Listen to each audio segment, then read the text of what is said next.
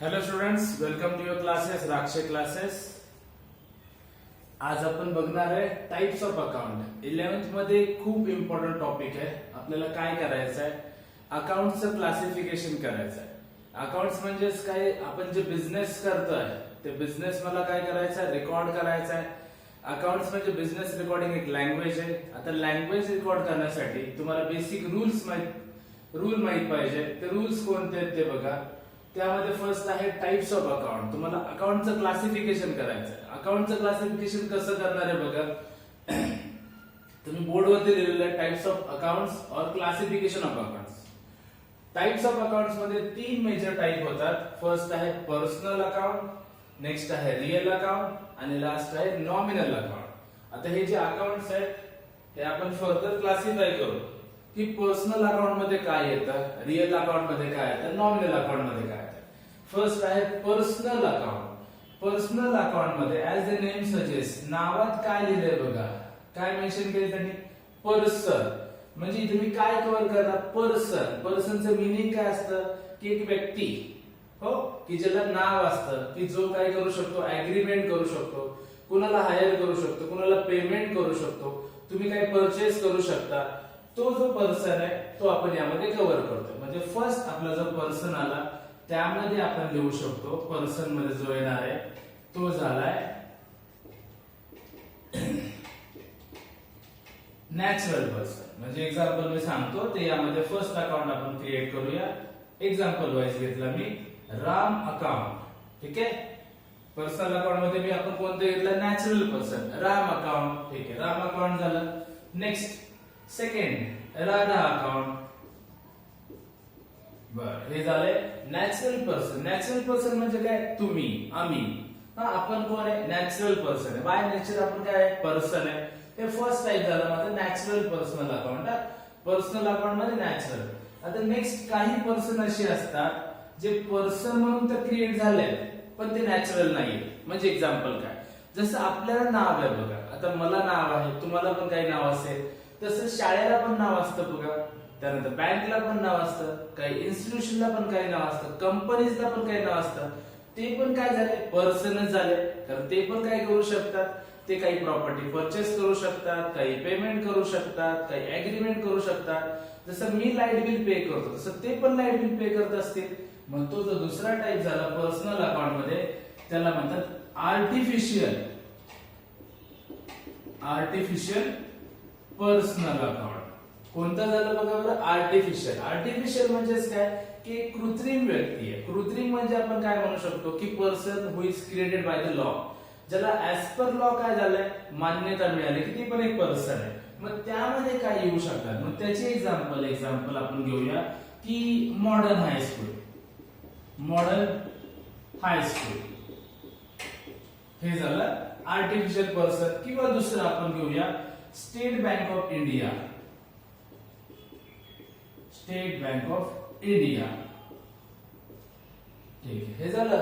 किंवा एखादं कॉलेज पण घेऊ शकतो आपण.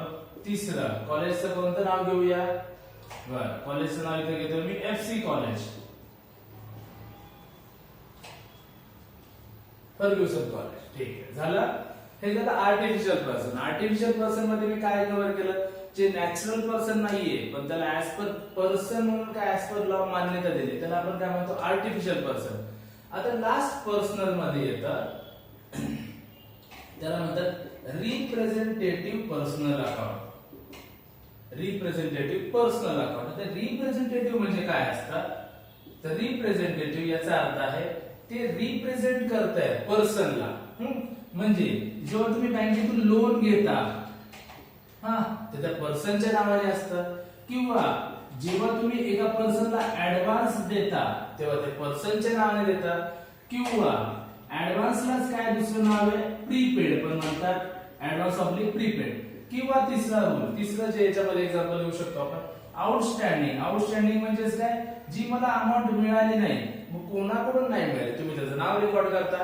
हे झाले पर्सनल अकाउंट. बघा, म्हणजे मी पर्सनल अकाउंट मध्ये काय सांगितलं, पर्सन म्हणजेच काय, व्यक्ती. सगळे जे पर्सन आहेत ते यामध्ये कव्हर करणार मी. फर्स्ट आपण घेतलं नॅचरल पर्सन. नॅचरल म्हणजे तुम्ही, आम्ही, आर्टिफिशियल पर्सन म्हणजे काय? बँक, कॉलेज, संस्था, ज्याला नाव असेल बघा, प्रत्येक संस्थेला जर नाव असेल तर ते आर्टिफिशियल पर्सन झालं, पर्सनल मध्ये चालेल. पुढे रिप्रेझेंटेटिव्ह म्हणजेच काय? मी कोणाला ऍडव्हान्स मध्ये पेमेंट केलं असेल, कोणाकडून अमाऊंट रिसीव्ह केली असेल, त्याचं पण मी काय करणार? नाव रेकॉर्ड करणार आहे, त्याला आपण म्हणतो रिप्रेझेंटेटिव्ह. हे झालं पर्सनल अकाउंट. ह्यामध्ये मी काय कव्हर केले? पर्सन. ठीक आहे. आता पर्सन्स तर आउट झाले, मग राहिलं काय? मग राहिलं आपण अशा वस्तू घेतो ज्या मोर दॅन 1 इयर यूज करतो. लक्षात ठेवा कोणत्या? यामध्ये आपण कव्हर करू शकतो नॉर्मली टँजिबल थिंग्स. टँजिबल थिंग्सचा अर्थ काय होतो? टँजिबल थिंग्स म्हणजे दिसणाऱ्या वस्तू. लक्षात ठेवा ज्याचा यूज आपण नॉर्मली आपण काय करू शकतो? 1 वर्षापेक्षा जास्त यूज करतो. हे लक्षात ठेवा. फक्त वस्तू नाही हा, ज्या दिसतात आणि ज्याचा वापर आपण 1 वर्षापेक्षा जास्त करू शकतो, ते कुठे करू होतात? Real account. ठीक आहे. मग आता याचे एक्झाम्पल काय येतात? त्याच्यामध्ये टँजिबल, इनटँजिबल दोन्ही येतात. मग मी याचे 2 पार्ट करतो. बघा याचे 2 पार्ट कोणते? तर फर्स्ट जो आहे तो मेजर एलिमेंट आहे, तो आहे टँजिबल.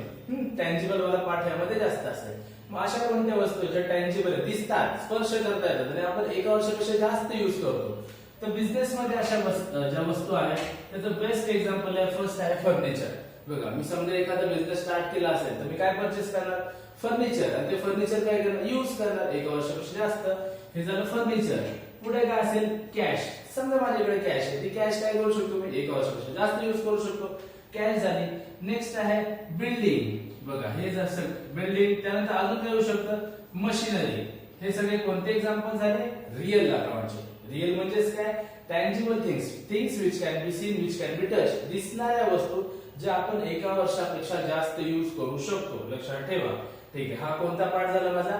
Real account. म्हणजे रिअल अकाउंट मध्ये इन जनरल आपण काय घेतोय? वस्तू घेतोय, कारण पर्सन तिकडे कव्हर झालं.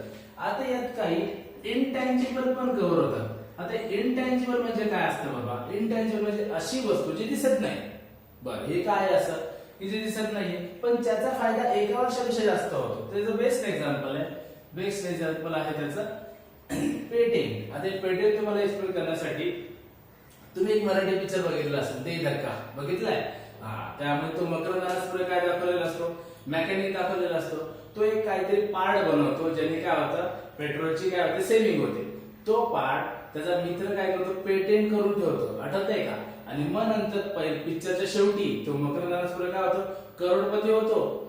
मग त्या गोष्टीला काय म्हणतात? पेटेंट. मग पेटेंटचा अर्थ काय झाला? जर तुम्ही एखादं काही इन्व्हेन्शन केलं ते गव्हर्नमेंटकडे तुम्ही काय करता? रजिस्टर करता, त्याला काय म्हणतात? पेटेंट. बघा याचा यूज पण काय होणार? 1 वर्षापेक्षा जास्त. म्हणजे झालं पेटेंट असेल. पुढे काय असेल? कॉपीराइट. आता कॉपीराइट म्हणजे काय? कॉपीराइट म्हणजे जेव्हा तुम्ही काही एखादं इन्व्हेन्शन केलंय, म्हणजे एक्झाम्पल आपण गाणी घेतलं, सॉंग्स असेल, त्यानंतर पिक्चरचे टायटल असेल, हे कॉपी करता येणार नाही. जर तुम्हाला यूज करायचं असेल तर जो अगोदरचा प्रोड्युसर आहे किंवा अगोदरचा म्युझिशियन आहे ज्याने हे यूज केलंय, तुम्ही त्याला काय करणार? पेमेंट करणार. मग हे झाले पेटेंट किंवा कॉपीराइट. हे झालं इनटँजिबल अकाउंट. आता इनटँजिबलच्या नंतर आपण लास्ट मध्ये नॉमिनल. आता नॉमिनल मध्ये काय येतं? तर नॉमिनल मध्ये नॉर्मली येतं सर्व्हिसेस किंवा इनटँजिबलचा पार्ट जे आपण 1च वर्ष यूज करतो. दोन्हीमध्ये फरक बघा फक्त काय? हे आपण मोर दॅन 1 इयर यूज करू शकतो. हे 1च वर्ष यूज होणार आहे. मॅक्सिमम 1 इयर यूज होतं. मग यामध्ये काय काय कव्हर होतं? यामध्ये न दिसणाऱ्या वस्तू किंवा न दिसणाऱ्या गोष्टी. मग काय येतं? तर यामध्ये 2 गोष्टी कव्हर होतात. 2 गोष्टी आहेत. फर्स्ट जो आपला एक्सपेन्स असतो आणि दुसरा जो आपला इन्कम असतो. आता एक्सपेन्स आणि इन्कम काय? बरं आता एक्सपेन्सचा अर्थ काय असतो? तर खर्च. तुम्ही काय केली? अमाऊंट पेड केली. इन्कम म्हणजेच काय? फायदा किंवा पैसे मिळाले. आता एक्सपेन्सचा अर्थ काय सांगतो? सॉरी. आता एक्सपेन्सचा अर्थ काय? मी एखादं पेमेंट केलंय पण त्याचे पैसे मला रिटर्न मिळणार नाही, मी त्याचा फायदा घेणार आहे. म्हणजे एक्झाम्पल कोणतं? समजा मी एखादं शॉप घेतलं रेंटने, मग मी महिनाभर ते शॉप काय करणार? यूज करणार. त्या बदल्यात त्या ओनरला काय पे करणार? रेंट पे करणार. आता मी जर रेंट दिला असेल तर परत मागू शकतो का? नाही. त्या बदल्यात मी काय यूज करणार? तर शॉप यूज करणार. दुसरं ऑप्शन अजून काय? की समजा आता माझा एखाद्या शॉप मध्ये मला स्टेशनरी पाहिजे, मी काय करणार? स्टेशनरी घेणार. स्टेशनरी काय करणार? यूज करणार. यूज केली की ती काय संपेल. असे तुम्ही जे पेमेंट कराल, जे तुम्ही यूज करता कशासाठी? तुमच्या बिझनेस साठी, ते सगळे तुमचे काय झाले? एक्सपेन्स. रूल काय पाहिजे की तुम्ही मोर दॅन 1 इयर यूज करत नाही, जास्तीत जास्त एकच वर्ष यूज करताय, त्याचा फायदा एकच वर्ष आहे आणि जी अमाऊंट तुम्हाला परत रिफंड मिळत नाही, लक्षात ठेवा. म्हणजे इन जनरली तुम्ही ते परत मागायला जात नाही. जसं एक्झाम्पल, तुम्ही लाईट बिल पे केलं, परत मागणार आहे का? नाही. तुम्ही रेंट पे केलं, परत मागू शकता का? नाही. तुमच्याकडे समजा कोणी जॉबला आहे, त्याला तुम्ही सॅलरी दिली, परत मागू शकता का? नाही. मग हे सगळे माझे काय झाले?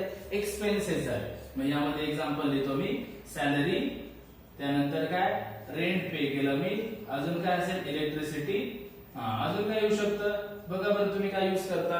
तुम्ही फोन युज करता, म्हणजे मोबाईलचं बिल तर असेल, मोबाईलचा रिचार्ज असेल, एकदा रिचार्ज केला परत पैसे मागता येईल का? नाही ना. कशामध्ये कव्हर होणार ते? मग एक्सपेन्स म्हणजे नॉमिनल अकाउंट. आता इन्कम काय? जसं मी एक्सपेन्स करतो तसं इन्कम पण मला होतं. मला इन्कम काय होणार? तर माझं शॉप आहे. मग शॉप आहे म्हणलं मी काहीतरी सेल करत असेल. माझं कोणतं शॉप आहे? समजा माझं मोबाईलचं शॉप आहे, तर मी काय करतो? मोबाईल घेतो आणि मोबाईल काय करतो? सेल करतो. तर माझा फायदा काय झाला? सेल झाला. त्यानंतर नेक्स्ट, आता माझ्या मोबाईलच्या शॉपच्या समोर काही जागा असेल तर मी रेंटनी दिली असेल, तर मला काय मिळेल? रेंट पण मिळेल. ठीक आहे. त्यानंतर माझ्या बँकेत काही पैसे असतील तर बँकवरती पण इंटरेस्ट मिळेल, तर मला काय मिळू शकतात? इंटरेस्ट. तर हा माझा काय झाला? इन्कम झाला. मग एक्सपेन्स म्हणजेच काय? मी अमाऊंट पे केली, म्हणजे माझ्याकडून अमाऊंट गेली, लक्षात ठेवा. आणि इन्कमचा अर्थ काय झाला? मला अमाऊंट मिळाली आहे जी मी परत देणार नाही, रिफंड करणार आहे. हे सगळे झाले classification of accounts. Personal account, यामध्ये मी काय कव्हर केलं? फक्त पर्सन. पर्सन म्हणजेच काय? ज्याला काहीतरी नाव असतं, जे अग्रीमेंट करू शकतात, सॅलरी पे करू शकतात, प्रॉपर्टी परचेस करू शकतात, ते झाले पर्सन. ठीक आहे, पर्सनल मध्ये. नेक्स्ट झालं रिअल. रिअल मध्ये आपण काय बघितलं? टँजिबल थिंग्स, दिसणाऱ्या वस्तू. कुठली वस्तू जी दिसते तुम्हाला, ते काय झाली? Real account. आणि लास्ट काय? नॉमिनल. नॉमिनल म्हणजे काय? इनटँजिबल, जे दिसत नाही पण तुम्ही कॅश मध्ये पे करता किंवा कॅश मध्ये रिसीव्ह करता, हे झालं नॉमिनल अकाउंट. आता आपण काय करणार? हे जे तिन्ही टाईपचे अकाउंट बघितले, ह्या तीन टाईपसाठी जर्नल एंट्रीचे काही रूल्स आहेत, ते रूल्स आपण बघणार. ठीक आहे. आता रूल्स बघा काय आहे. हे लिहून घ्या, तुम्हाला घ्यायचं असेल तर स्क्रीनशॉट काढून घ्या. ठीक आहे, चला काढा.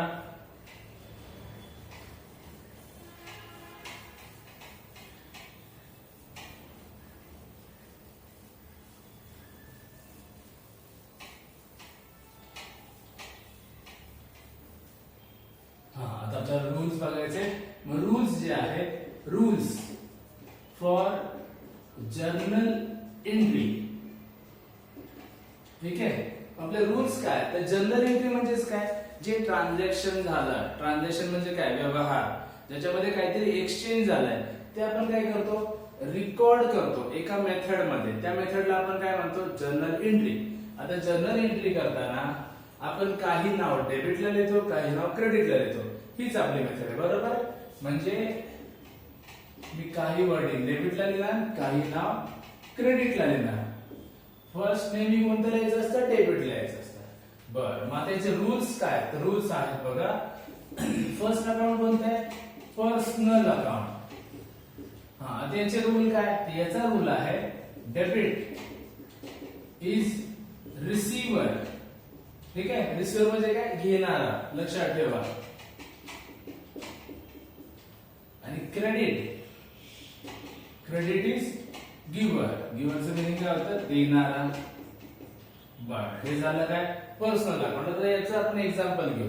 जेव्हा मी काही गुड्स म्हणजे माझे प्रोडक्ट सेल करतो, समजा मी असं म्हणलं sold goods to Rakesh.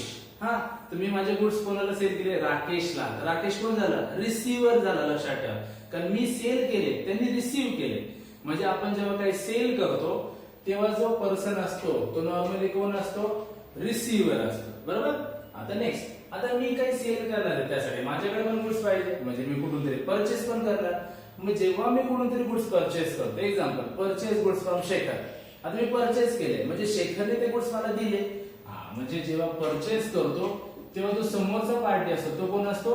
Giver असतो. ठीक आहे. मी एक्झाम्पल पण लिहून दिले बघा. डेबिट सेल आणि क्रेडिट असेल तर काय? म्हणजे तो पर्सन करेला परचेसच्या वेळेस तो काय असेल? गिव्हर असेल. आता नेक्स्ट टाईपचा अकाउंट आहे ते आहे रिअल अकाउंट. आता रिअल अकाउंट मध्ये आपण काय कव्हर करणार? त्याचा रूल आहे डेबिट व्हॉट कम्स इन आणि credit what goes out. Goods आहे, प्रोडक्ट आहे, ते मी काय केले, सेल केले किंवा परचेस केले. आता कम्स इन म्हणजे काय, येणे, आणि गोज आउट म्हणजे काय, जाणे. आता साधं एक्झाम्पल आपण कॅशचं घेऊ. कॅश रिअल अकाउंट आहे ना, कॅश दिसतंय. आता जर मला कॅश मिळाली तर कॅश कुठे येणार, डेबिटला, कारण कम्स इन. आणि कॅश मी पे केली, काहीतरी परचेस केलं तर माझा कॅश कुठे जाणार, क्रेडिटला. दुसरं एक्झाम्पल कोणतं घेऊ आपण, समजा मोबाईल घेतला. चला आपण परचेस मोबाईल. आता मी मोबाईल परचेस केला, तर मोबाईल कम्स इन म्हणजे मोबाईल कुठे आला, डेबिटला. किंवा मी नंतर काय केलं, आज मोबाईल सेल केला तर मोबाईल कुठे येणार, क्रेडिटला. म्हणजे आपला रूल काय, debit what comes in, credit what goes out. तुम्हाला चेक करायचं आहे काय आलंय काय गेलंय. आता या ट्रान्झॅक्शन आपण एक सिंपल ट्रान्झॅक्शन घेतलं की परचेस मोबाईल फॉर कॅश. आता दोन अकाउंट आले, काय, एक तर मोबाईल आणि कॅश. तुम्हाला काय मिळालं, मोबाईल, म्हणजे मोबाईलला काय आला, डेबिट. तुमच्याकडून काय गेलं बघा बरं, कॅश, तर कॅश गोज आउट म्हणजे कॅशला काय आलं, क्रेडिट. असा सिंपल रूल तुम्हाला युज करायचा. ठीक आहे, हे झालं रिअल अकाउंट. बरं, पर्सनल अकाउंट झाला, रिअल अकाउंट झालं. परत एकदा सांगतो, पर्सनचा रूल काय, debit is receiver, credit is giver. लक्षात ठेवा, रिसिव्हर कधी असतो, सेल करताना समोरचा पार्टी रिसिव्हर असतो. आणि क्रेडिट इज गिव्हर, गिव्हर म्हणजे कोण, देणारा. तो कधी असतो, जेव्हा तुम्ही परचेस करता तेव्हा समोरचा पार्टी गिव्हर असतो. पुढे real, debit what comes in, तुम्ही काय परचेस कराल, what ever comes in. Next credit what goes out म्हणजे काही सेल केलं असेल किंवा काही तुम्ही पेमेंट केलं असेल तरी पण काय होणार, ते जाणार रिअल अकाउंट. आता तिसरा जो रूल आहे तो आहे लास्ट, नॉमिनल अकाउंट. आता नॉमिनल अकाउंट मध्ये काय कव्हर केलंय, त्यांनी कव्हर केलंय debit all expense and losses, debit all expenses and losses. आणि second credit all incomes and gains, incomes and gains.